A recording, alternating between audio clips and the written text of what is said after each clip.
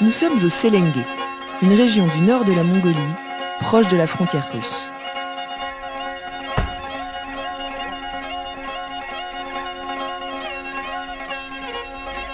Ces médecins ne sont pas venus en mission d'urgence.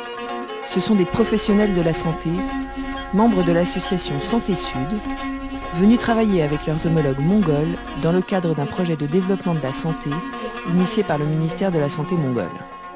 Pour éviter la rétraction, c'est de faire une sorte de boule, j'allais dire une balle de tennis, mais là, avec du chiffon, ou faire une sorte de balle de chiffon pour que ça maintienne la main comme ça, et qu'elle puisse comme ça travailler un petit peu sa main.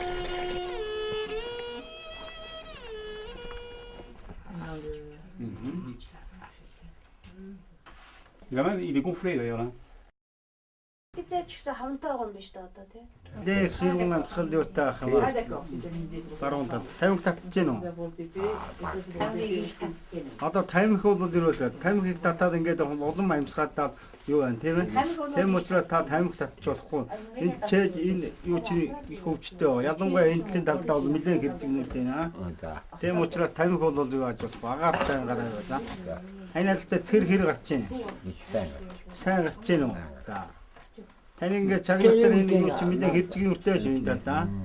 Que le médecin ici le prenait très bien en charge, il est très bien soigné par le médecin ici.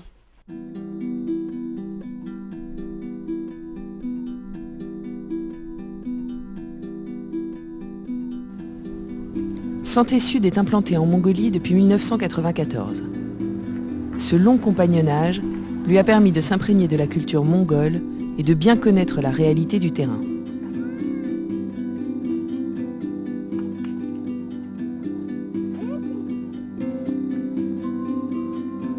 L'immensité et la beauté époustouflante des paysages de la Mongolie ne doivent pas faire oublier que ce pays sort difficilement d'une grave crise politique et économique survenue après l'effondrement du système communiste russe au début des années 90.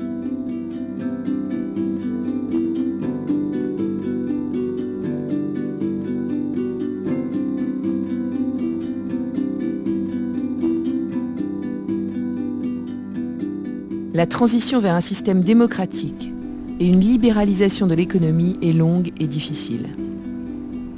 Le pays connaît actuellement une phase de restructuration intense qui touche toutes les institutions, en particulier le système de santé.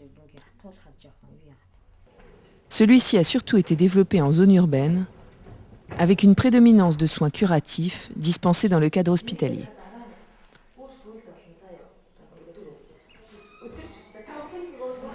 Le ministère de la Santé mongole veut développer les soins de proximité dans les zones rurales, où se concentre la majorité de la population.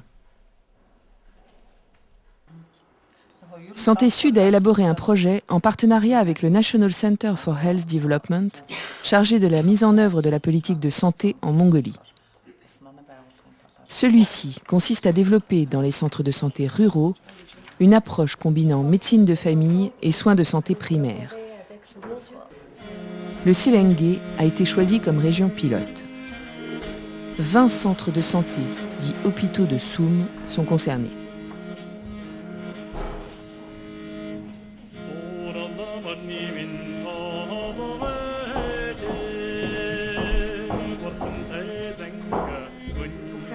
Première étape du travail, accompagner ces hôpitaux dans l'élaboration d'un projet d'établissement permettant d'adapter l'offre de soins aux besoins de la population concernée. Alors, lorsqu'elle pose par exemple la seringue sur le cahier, la seringue est stérile. Elle fait un geste qui n'est plus stérile maintenant. La formation intervient dans un second temps. Nous sommes à l'hôpital de Zunburen, où Jean-Noël et Martine accompagnent Kishinguren et Sarantuya dans leur consultation du jour. La matinée constitue un temps d'observation et d'échange sur les pratiques médicales. L'après-midi est réservé à la formation. Hypertension, diabète, tuberculose, alcoolisme, fièvre des enfants, petite traumatologie ont été mis partout au programme. Cette partie-là, ce qui va permettre, avec cette partie-là, on va appuyer et piquer. Aujourd'hui, la formation se déroule à Horontul, où interviennent Annick et Yves. Oui, je vais dire qu'il utilise des antibiotiques beaucoup et des antibiotiques forts, et en associant quelquefois 2 antibiotiques.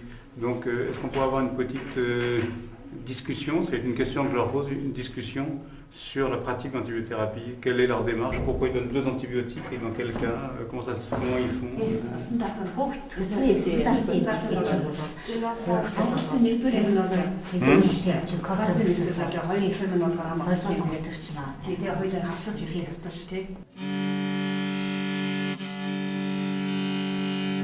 L'équipement des hôpitaux est une attente forte des médecins mongols, mais il n'interviendra que dans une 3e phase. Ceci n'est pas toujours facile à comprendre pour des praticiens qui manquent cruellement de matériel. Mais Santé Sud conçoit surtout son rôle comme un accompagnement de ses partenaires dans l'évaluation de leurs besoins et la définition de leurs objectifs.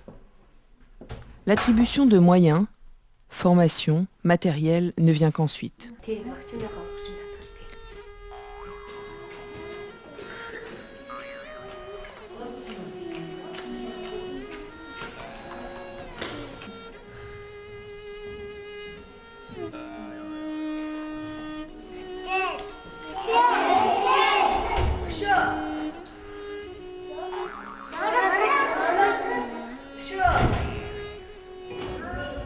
Tous les acteurs, du médecin au chauffeur, sont invités à faire part de leurs attentes en fonction des besoins identifiés chez le patient ou dans leur environnement. La discussion permet d'effectuer les arbitrages nécessaires et aboutit à la rédaction d'un projet. Celui-ci constitue la base d'un contrat d'objectifs pour chaque hôpital de Soum. Cette démarche tranche bien sûr avec les habitudes héritées du passé, et il n'est pas toujours facile de promouvoir ce droit à la parole pour chacun.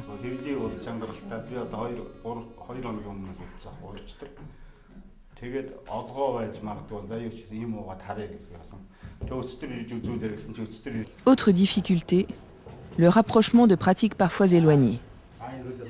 La formation dispensée par les médecins de Santé Sud est très axée sur la démarche clinique, comportant plusieurs étapes.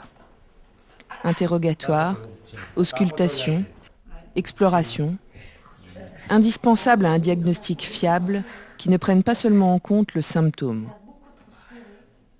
Cette approche renouvelle fondamentalement les pratiques antérieures.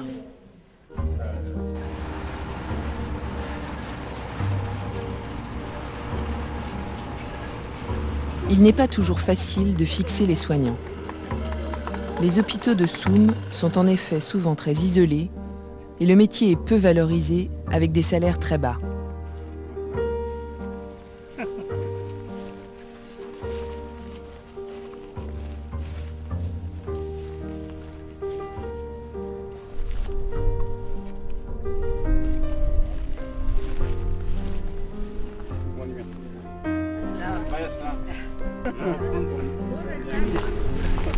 Elles sont pas belles les missions de Santé Sud?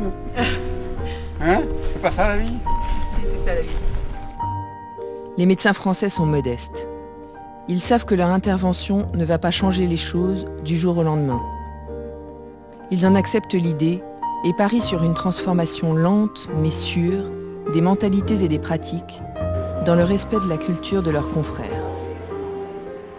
Ce qui est visé, c'est un développement durable. Santé Sud veut agir sans remplacer, en accompagnant un processus de changement qui reposera ensuite sur les professionnels mongols eux-mêmes. 8 facilitateurs mongols ont ainsi été associés au projet et ont reçu une formation spécifique. Ce sont eux qui assureront la continuité du projet. Ce projet, commencé en avril 2003, se terminera en juin 2006. Il pourrait être prolongé afin de renforcer la pyramide sanitaire constituée au premier niveau par les hôpitaux de Soum et au deuxième niveau par les hôpitaux de référence. Il y en a 3 dans le Sélengué. Il faudrait améliorer la qualité des soins qui y sont dispensés. Patrick et Pierre étudient la faisabilité de ce nouveau projet proposé à la Commission européenne. En tout cas, la base de départ, à première vue, je pense qu'ils peuvent faire des choses. Après, s'il y a des moyens, on peut faire des choses.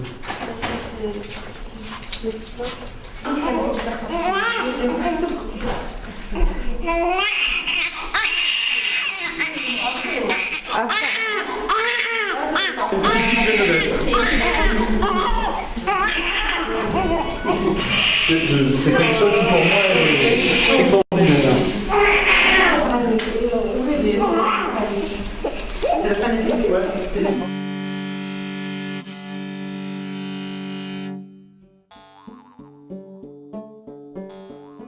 L'Europe, avec le ministère des Affaires étrangères et le Conseil général des Bouches-du-Rhône, est le principal financeur des actions de Santé Sud. L'association dépend beaucoup de financements publics qui tendent à se réduire de façon inquiétante. Aussi s'appuie-t-elle de plus en plus sur un réseau de parrains privés. En apportant leur contribution financière aux actions de Santé Sud, des médecins, des infirmières, des psychologues ont ainsi créé, par-delà les frontières, un lien fort avec leurs confrères du bout du monde.